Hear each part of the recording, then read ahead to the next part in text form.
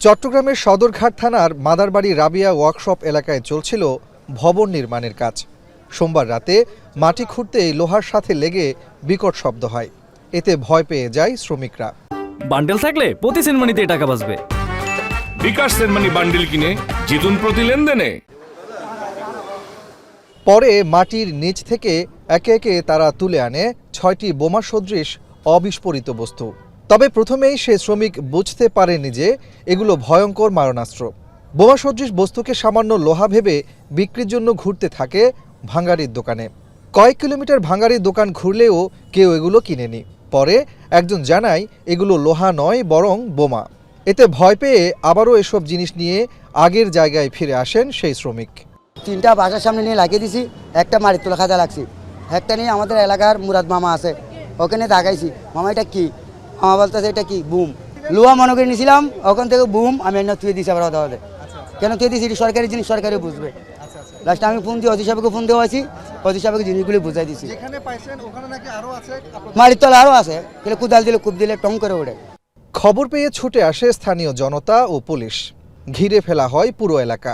প্রকৌশলীর ধারণা, ভবনটির নিচে এমন আরও বোমা সদৃশ বস্তু থাকতে পারে, তাই পরীক্ষা প্রয়োজন। এসব বস্তু মর্টার শেল বলে ধারণা তার। যুদ্ধের সময় ব্যবহৃত এরকমই মনে হচ্ছে।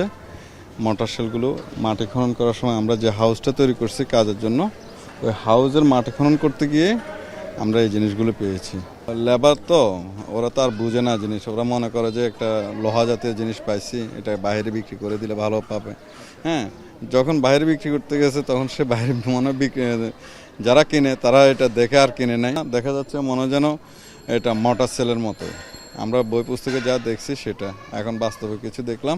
যুদ্ধের আমলের আপনার মানে ব্যবহার করতো আর কি জিনিসগুলা যুদ্ধের সময়। এটা এক সময় ফুগু ছিল, এই জায়গাতে পাওয়া গেছে।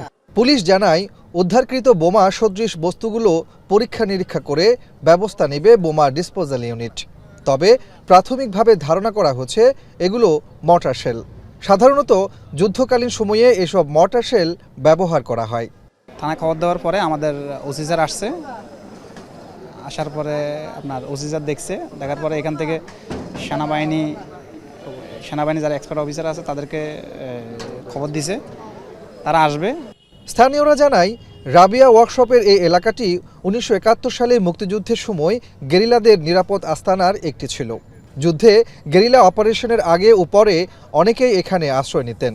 সেই হিসেবে এসব মর্টার শেল যুদ্ধকালীন হতে পারে বলে ধারণা তাদের। কাজী মাহফুজ, এখন, চট্টগ্রাম।